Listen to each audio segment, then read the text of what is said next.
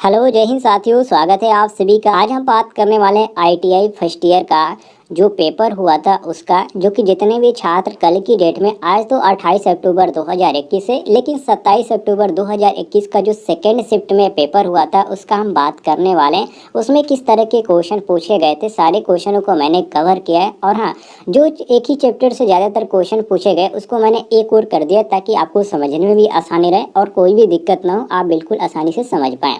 और यदि आप इसका नोटिफिकेशन या आप इसका पीडीएफ भी पाना चाहते हैं तो लिंक आपको इस वीडियो के डिस्क्रिप्शन में मिल जाएगा, जहां से आप पीडीएफ भी आसानी से डाउनलोड कर सकते हैं। और चैनल पे नए होंगे तो चैनल को भी सब्सक्राइब कर दीजिएगा। आप सभी से रिक्वेस्ट होगा कि चैनल को सब्सक्राइब जरूर कर दीजिएगा। तो चलिए क्वेश्चन स्टार्ट करते हैं। पहला क्वेश्चन जिसमें पूछा गया था कि इलेक्ट्रोस्टैटिक यंत्र किसके प्रभाव पर कार्य करता है, करंट के या अर्थ के या उष्मा के या मैगर के। तो साथ ही ये जो कार्य करता है उसको हम बोलते हैं उष्मा के, जो कि सी ऑप्शन आपको देखने को मिलता है, बिल्कुल करेक्ट आंसर। आगे बढ़ते हैं क्वेश्चन नंबर 22 पे, जिसमें पूछा गया था कि परमानेंट मैग्नेट मूविंग कॉइल, ठीक है, जिसको हम MMC के नाम से जानते हैं, जो आपका होता है ये आपका MMC परमानेंट मैग्नेटिक आपका हो जाता है। तो इसमें आपका जो सही हो जाता है दोस्तों कि यंत्र किस टाइप का मैग्नेट प्रयोग होता है इसमें, तो ये आपका हॉर्सशू प्रकार के प्रयोग होता है, जो कि ऑप्शन में आपको ए ऑप्शन ही देखने को मिलता है, बिल्कुल करेक्ट आंसर। आगे बढ़ते हैं क्वेश्चन नंबर 23 पे, जिसमें पूछा जा रहा है कि मैगर के ओम मीटर में दो कॉइलें कितने डिग्री पर एक दूसरे से जुड़ी होती है, 60 अंश या 120 अंश या 80 अंश या 90 अंश। तो साथियों इसमें आपका सही हो जाता है ऑप्शन नंबर डी, जो कि मैगर में ओम के नियम के दो कॉइलों के बीच की डिग्री पूछ रहा है। तो ये आपका कितना होता है, 90 अंश होता है। कितना होता है साथी, 90 अंश होता है, जो कि ऑप्शन में आपको डी देखने को मिलता है, बिल्कुल करेक्ट आंसर।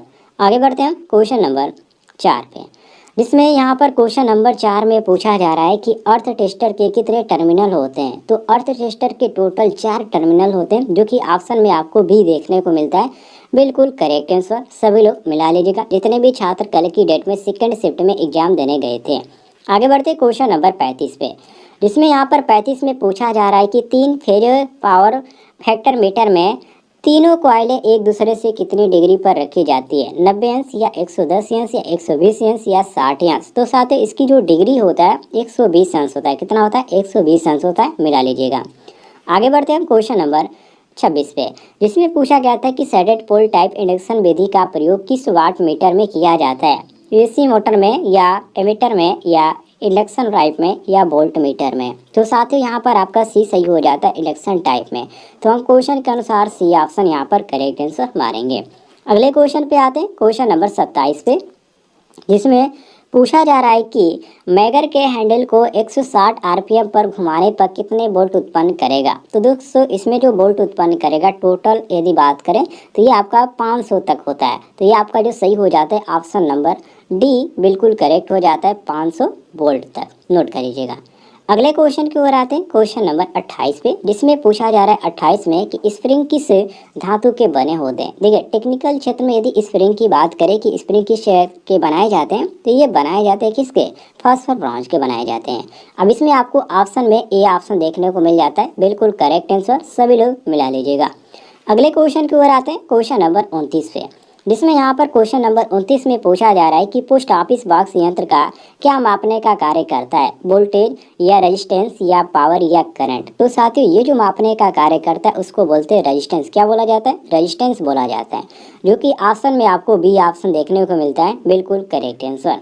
अगले क्वेश्चन की ओर आते हैं, क्वेश्चन नंबर 30 पे, जिसमें क्वेश्चन नंबर 30 में पूछा जा रहा है, क्या, थोड़ा सा मैं जूम कर देता हूँ, इसको ध्यान से देखिएगा। इसमें पूछा जा रहा है कि एमीटर के सीरीज में क्या लगाकर इसे वोल्ट मीटर की तरह प्रयोग किया जा सकता है, वोल्टेज या एमीटर या रेजिस्टेंस या वाट मीटर। तो साथ ही आपका सही हो जाता है सी, रेजिस्टेंस। तो हम क्वेश्चन के अनुसार सी ऑप्शन यहाँ पर करेक्ट आंसर मारने हैं। आगे बढ़ते हैं क्वेश्चन नंबर 31 पे, जिसमें पूछा जा रहा है, पहले खाली स्थान दे दिया गया और आगे कहा जा रहा है कि एसी की कमी वोल्टेज को अधिक या अधिक वोल्टेज को कम करने का कार्य करती है। ये किसके द्वारा होता है, ट्रांसफार्मर के या आर्मेचर के या इन्वर्टर के या मोटर के। तो साथियों ये जो कार्य होता है केवल ट्रांसफार्मर के द्वारा होता है, अधिक वोल्टेज को कम करना या कम वोल्टेज को अधिक करना। इसमें आपका ट्रांसफार्मर में 2 ट्रांसफार्मर होते हैं, जो कि स्टेप अप एक होता है, एक आपका स्टेप डाउन होता है। तो इनके द्वारा कार्य किया जाता है। डाउन का वोल्टेज डाउन का और अप का। तो ये आपका सही हो जाता है ऑप्शन नंबर ए, बिल्कुल करेक्ट आंसर। आगे बढ़ते हैं हम क्वेश्चन नंबर 32 पे, जिसमें यहाँ पर पूछा जा रहा है कि ट्रांसफार्मर किस सिद्धांत पर कार्य करता है। ज़्यादातर क्वेश्चन जो पूछे गए थे ट्रांसफार्मर से ही पूछे गए थे। तो ट्रांसफार्मर जो सिद्धांत पर कार्य करता है वो आपका म्यूचुअल इंडक्शन के सिद्धांत पर कार्य करता है। तो ऑप्शन नंबर बी हमारा करेक्ट आंसर हो जाता है। आगे बढ़ते हैं क्वेश्चन नंबर 33 पे, जिसमें पूछा जा रहा है कि सिंगल फेज ट्रांसफार्मर में वाइंडिंग होती है 1, 3, 2 या 4। देखिए सिंगल फेज जो ट्रांसफार्मर होता है उसमें जो वाइंडिंग की संख्या होती है 2 होती है। एक आपका प्राइमरी हो जाता है और एक आपका सेकेंडरी हो जाता है। तो ये आपका सही हो जाता है option number C, correct answer. सभी लोग मिला लीजिएगा। अगले क्वेश्चन की ओर आते हैं, क्वेश्चन नंबर 34 पे, जिसमें यहाँ पर पूछा जा रहा है कि जिस वाइंडिंग से सप्लाई ली जाती है उसे खाली स्थान यहाँ पर है वाइंडिंग कहते हैं। तो देखिए जिस वाइंडिंग से यदि हम सप्लाई ले रहे हैं तो उसको हम क्या बोलते हैं, सेकेंडरी बोलते हैं। लेकिन ट्रांसफार्मर को ध्यान रखिएगा, ये आपका मान लीजिए ट्रांसफार्मर है, यहाँ से हमारा 11 kV की लाइन आ रही है और सीधे ट्रांसफार्मर में जुड़ रही है। तो ये आपका जो हो गया, ये आपका क्या हो गया, प्राइमरी साइड हो गया। लेकिन जहाँ से हम इसको ले रहे हैं अपने हमारे घरों तक ले रहे हैं, डिस्ट्रीब्यूट कर रहे हैं, जो कि पोलो तक जो जाता है उसके बाद हमारे घरों तक जाता है, तो ये आपका क्या हो जाता है, यही आपका सेकेंडरी हो जाता है। तो इसी को यहाँ पर क्वेश्चन में पूछा जा रहा है। तो जिस तरह से हम ले रहे हैं उसको हम सेकेंडरी बोलते हैं और जिस तरह से ट्रांसफार्मर को सप्लाई दी जा रही है वो आपका हो जाता है प्राइमरी। तो ऑप्शन नंबर यहाँ पर ए करेक्ट आंसर हो जाता है, मिला लीजिएगा क्वेश्चन के अनुसार। आगे बढ़ते हैं क्वेश्चन नंबर 35 पे, जिसमें यहाँ पर पूछा जा रहा है कि ट्रांसफार्मर का कार्य होता है, ट्रांसफार्मर का कार्य होता है साथियों क्या, कि वोल्टेज को कम या अधिक करना। ठीक है, ये आपका कार्य होता है ट्रांसफार्मर का। तो सी ऑप्शन हमारा करेक्ट आंसर हो जाता है। आगे बढ़ते हैं क्वेश्चन नंबर 36 पे, इसमें पूछा गया था कि ट्रांसफार्मर में कौन सी हानियां बदलती रहती है। ऐसी कौन सी हानियां हैं जो कि ट्रांसफार्मर में कम या ज़्यादा होती रहती है। तो देखिए दोस्तों, इसमें जो आपका आता है जिसको कॉपर हानियां बोलते हैं, ये आपका जो होता है कम या ज़्यादा होता रहता है, तो इसी को हम बोलते हैं कॉपर हानियां। तो ये हमारा option number A correct answer हो जाता है। क्वेश्चन नंबर आते हैं 37 पे, जिसमें यहाँ पर पूछा गया है कि स्टेप ऑफ ट्रांसफार्मर में प्राइमरी की टर्न सेकेंडरी की टर्न से क्या होती है, अधिक होती है या कम होती है। तो ध्यान रखिएगा, इसमें जो टर्न इसकी होती है हमेशा कम ही होती है। स्टेप ऑफ ट्रांसफार्मर में प्राइमरी की टर्न सेकेंडरी से कम होती है। तो ये हमारा सी ऑप्शन करेक्ट आंसर हो जाता है।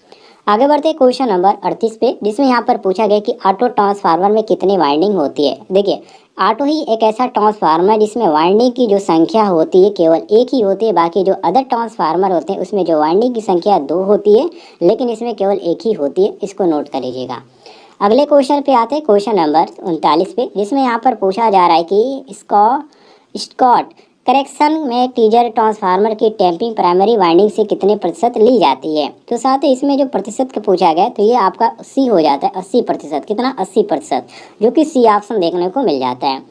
आगे बढ़ते क्वेश्चन नंबर 40 पे, जिसमें यहाँ पर पूछा जा रहा है कि एक सिंगल फेज ट्रांसफार्मर की प्राइमरी तथा सेकेंडरी वोल्टेज में कितना फेज अंतर होता है। यदि फेज के अंतर की बात करें तो ये आपका 180 हो जाता है। कितना, 180 अंश हो जाता है। अब इसमें आपको बी ऑप्शन देखने को मिलता है, बिल्कुल करेक्ट आंसर।